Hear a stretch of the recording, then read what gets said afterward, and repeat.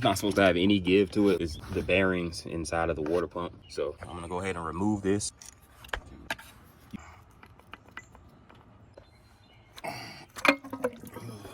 Still got liquids in there. It's all good. There's all types of sludge down there, so it's definitely leaking from somewhere. Let's go ahead and get this new one in. Got everything back on.